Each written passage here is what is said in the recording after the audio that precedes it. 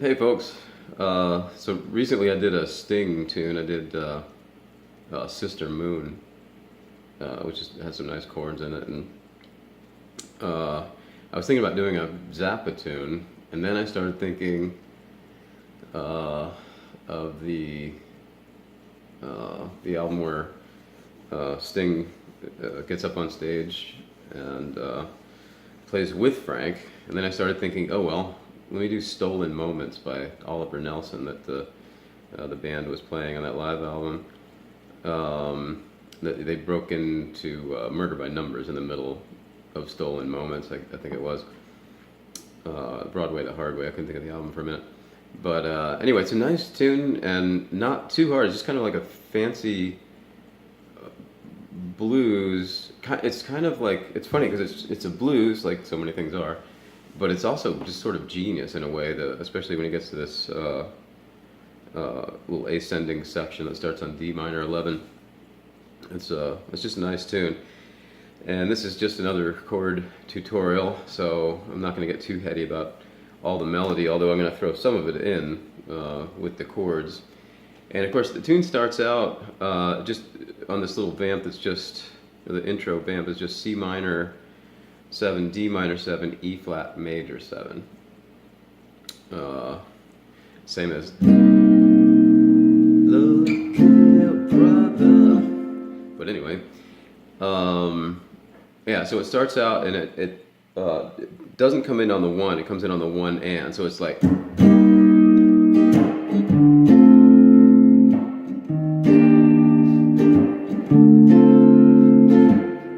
bass note for the 1 if you want, like I was doing. But the chords are C minor 7, X3, X3, 4, 3, X5, X5, 6, 5. And then I was just playing a bar form for the E flat major 7, so that would be X, 6, 8, 7, 8, 6. So I was mixing it up there, playing a bar form and or this version.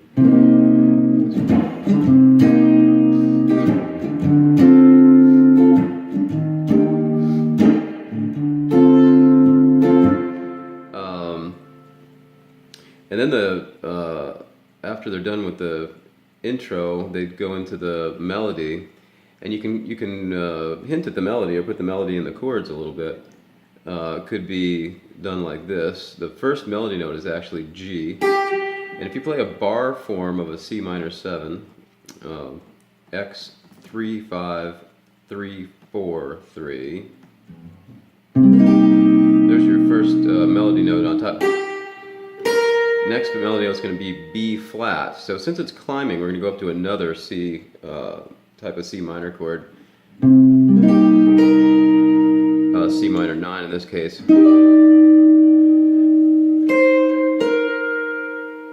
I'll do that again.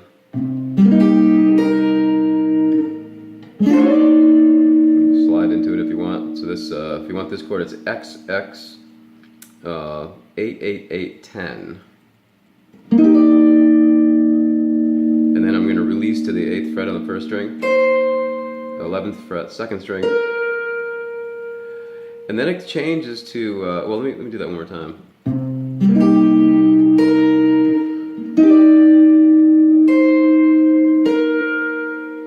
And then it goes to a C minor 6, it goes back and forth. So we can play a C minor 6 like this. The root's actually on top there, this is the 6th, flatted 3rd, 5th, and the root. Let's do that again, so we got...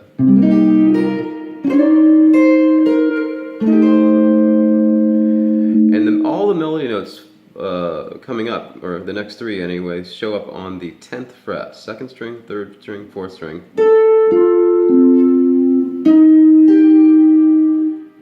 So,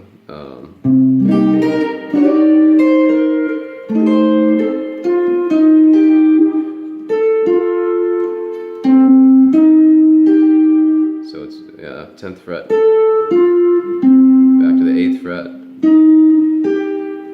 G and B string.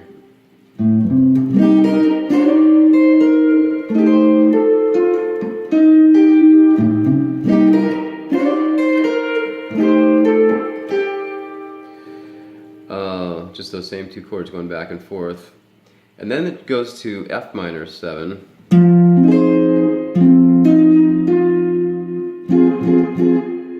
Yeah, it is an F minor 7, not an F minor.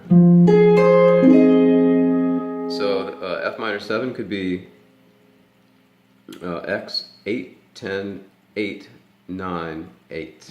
And the melody notes there are starting off right in the chord. And we're going to add an E flat up on the 11th fret.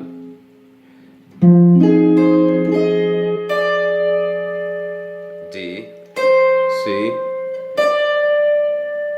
back to the D, B flat, and then we can add in a F to a G sharp.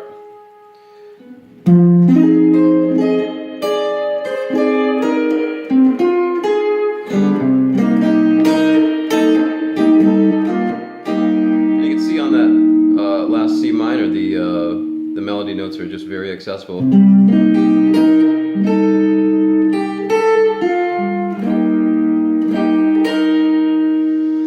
Then comes this cool ascending part. I'm going to call this a D minor 11 chord, X 5 5 5 6 5. And then we're going to put the C on top of that.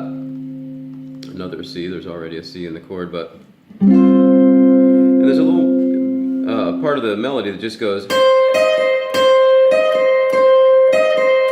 So simple, but over the chords, it works so nicely because the chords are constantly changing. They're moving chromatically, but those two melody notes are just hanging there. And so you could actually, I suppose you could do like a you could hammer on that E flat if you wanted to each time.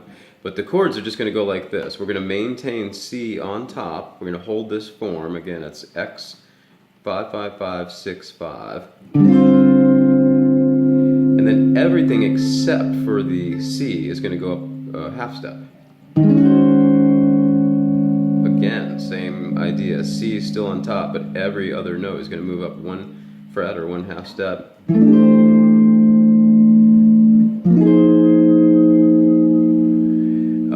And then you can see I'm back on that same form again. In this case, this is X 8 8 8 9 8. Then this would be an F sharp minor 7 flat 5.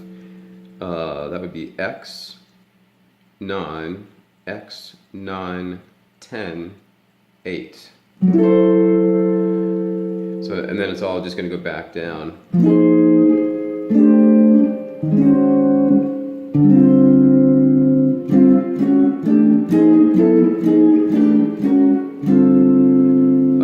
So once you do that, it sounds just simple, but I think it's a genius song, just a brilliant piece of music. And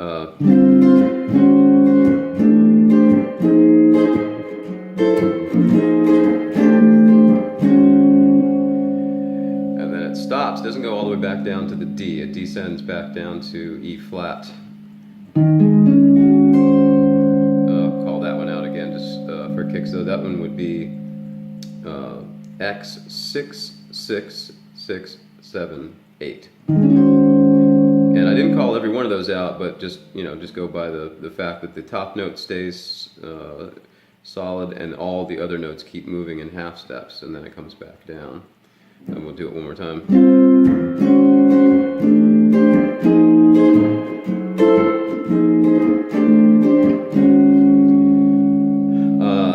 And then we have a D minor 7,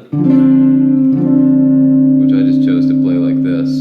This would be X 5 3 5 3 X. And I think in the book it's written as a D sharp diminished 7, but I like to hear this little chromatic thing going up. We're starting here on D, and if I play, this is the same as a D sharp diminished 7. It's just the same 4 notes, just I'm playing it kind of rooted on C. But you're hearing that melody note go.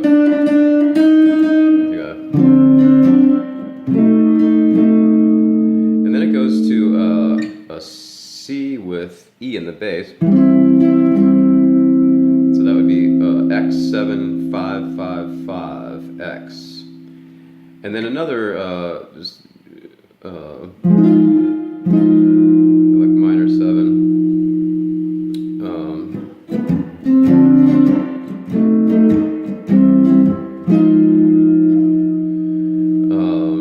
What I'm playing there is X 8-6-8-6 X. And then back to C minor 7. That's X3, X3, 4-3. And then whatever G dominant altered you want, maybe just a sharp 5.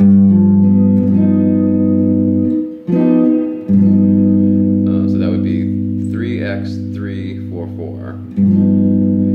And then it's just a blues with that interesting chromatic thing starting on D. So it's a 2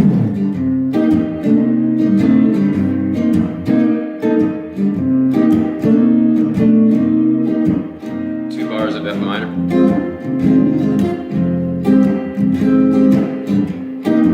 Back to C minor.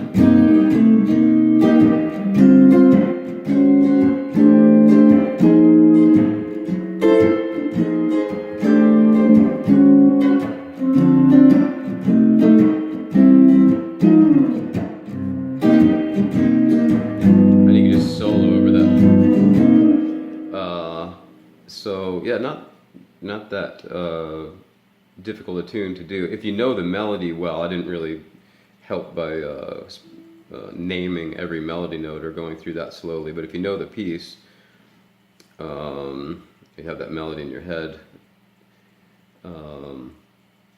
You'll find most of those notes are right under your fingers for the most part.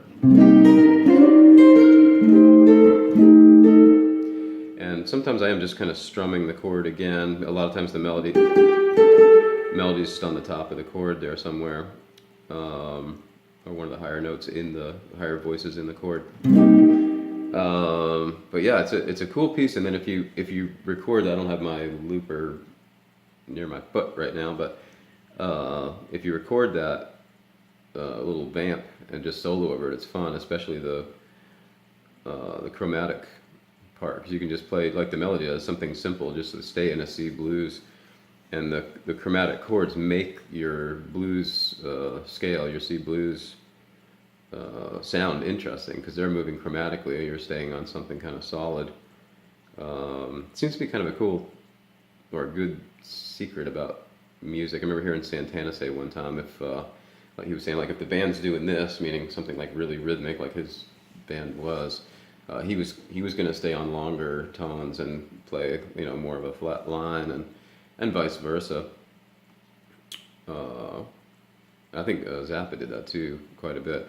But anyway, yeah, Stolen Moments, Oliver Nelson. It's a cool piece, and I like listening to that version on the Broadway the Hard Way album. But of course, it's good to check out what other, some other like jazz players have done with that tune and whatnot. So anyway, hope that was enough to learn the tune there. Take care.